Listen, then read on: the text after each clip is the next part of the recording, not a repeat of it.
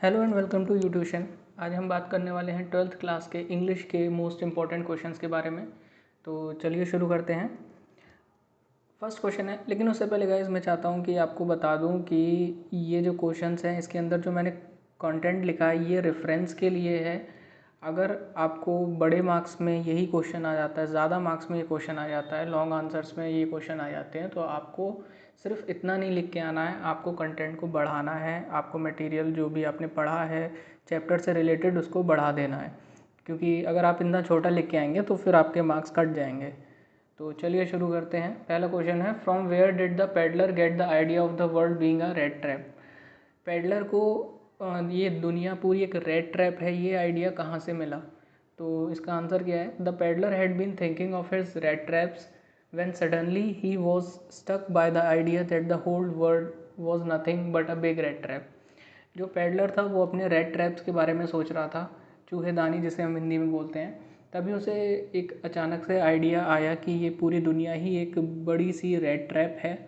It existed only to set baits for the people, और ये लोगों को चारा देती है।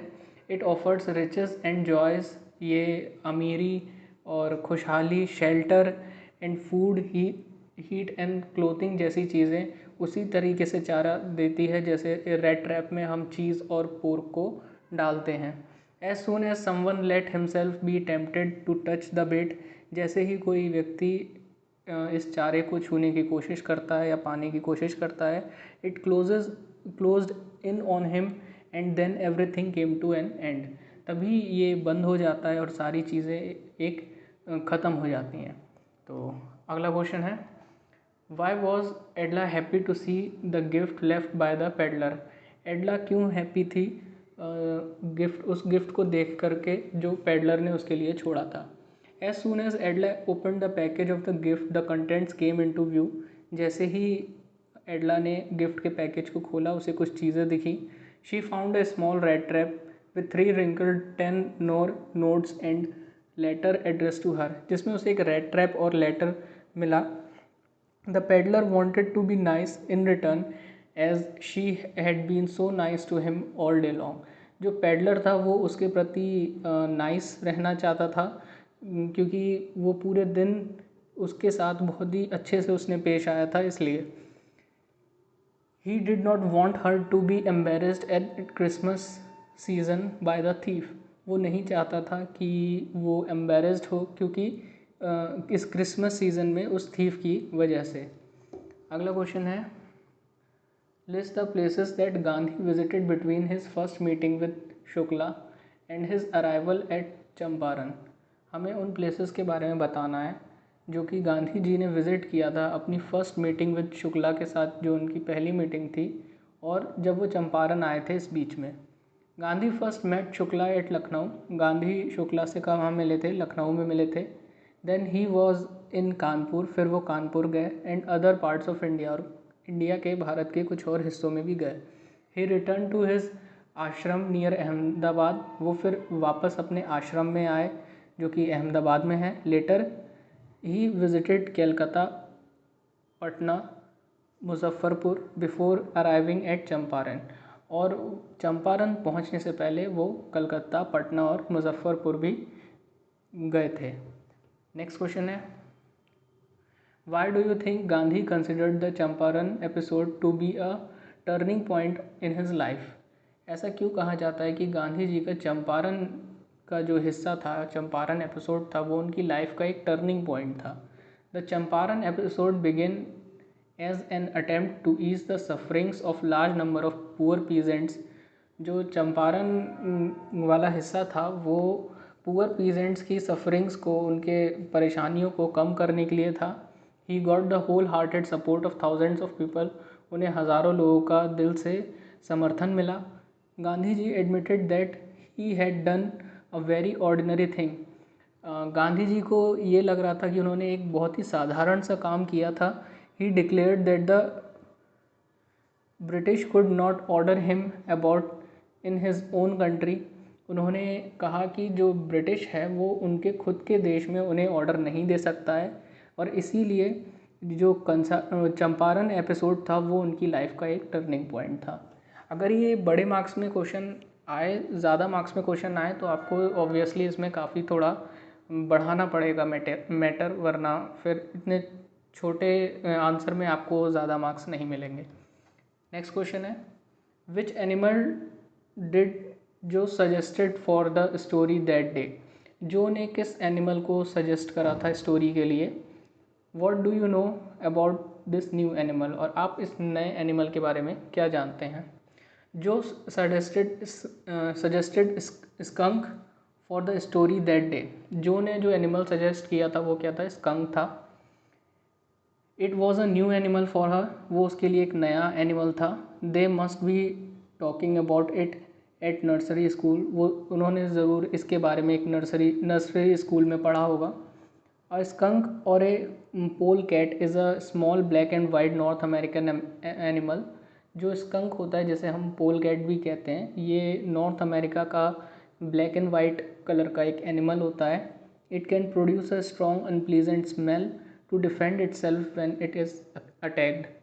ये एक बहुत ही स्ट्रॉन्ग और बदबूदार सी स्मेल छोड़ता है जब इसके ऊपर हमला होता है, तो खुद को डिफेंड करने के लिए ये ऐसा काम करता है।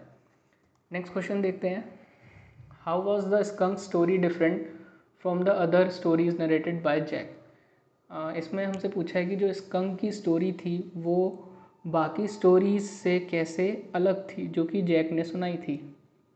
The stories told by Jack were well taken by Jo, but the ending of the skunk story did not satisfy हर।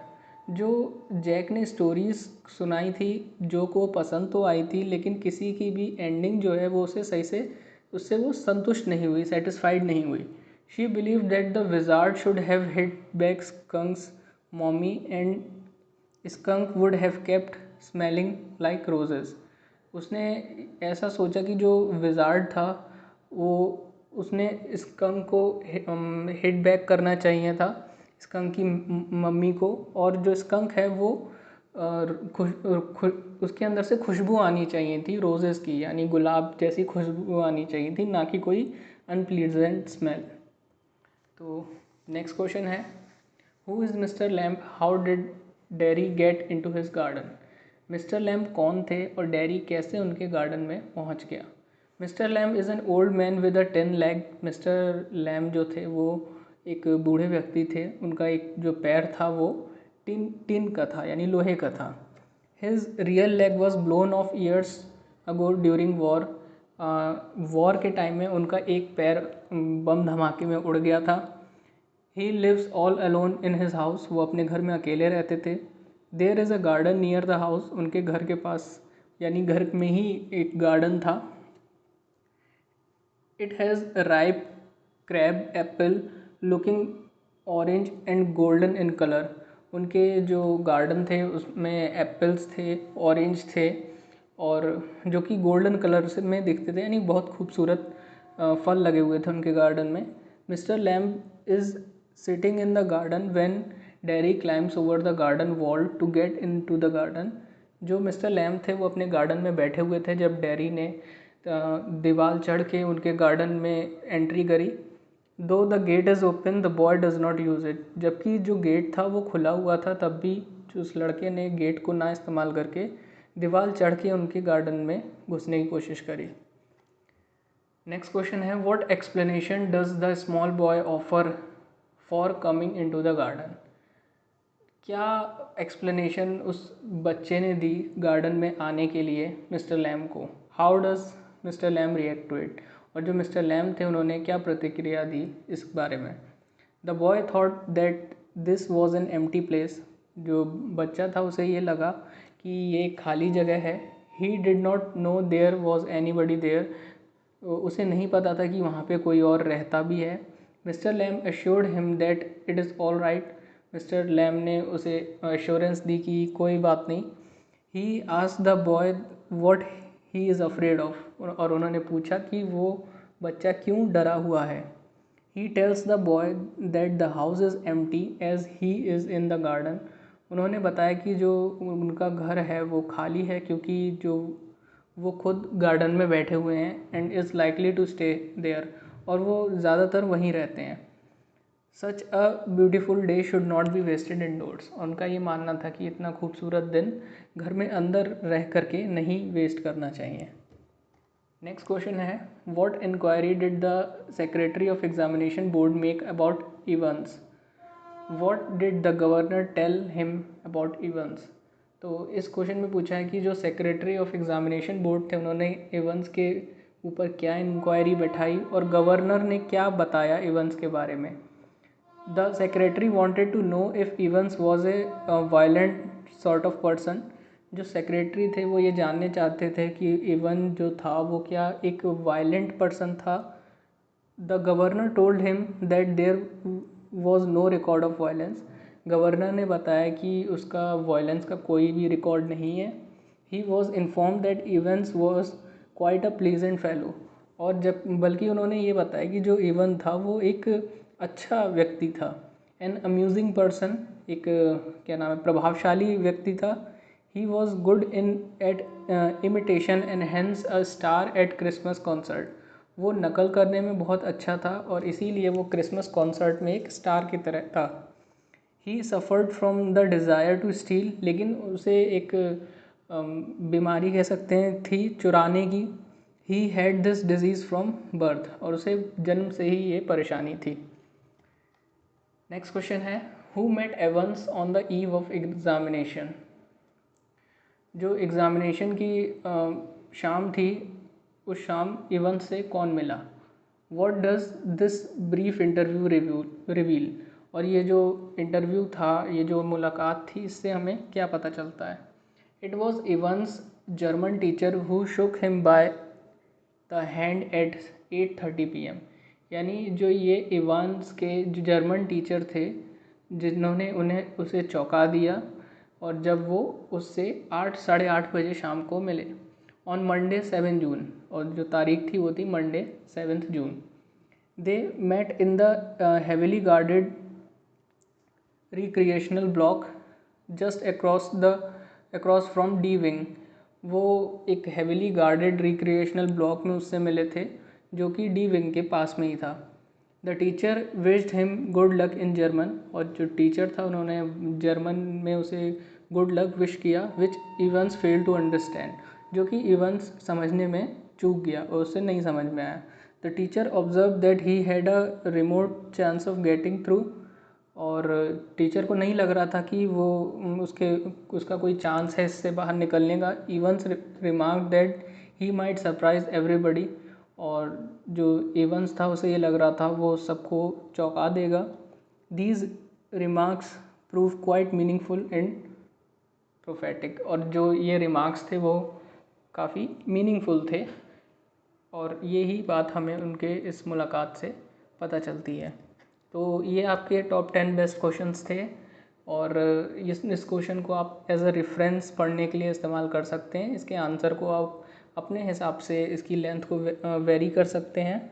और अगर आपको ये वीडियो अच्छा लगा तो प्लीज़ लाइक और शेयर ज़रूर करें, और चैनल को सब्सक्राइब ज़रूर कर दें, क्योंकि आपको आने वाले समय में ऐसी काफ़ी सारी वीडियोस मिलती रहेंगी। Thank you so much.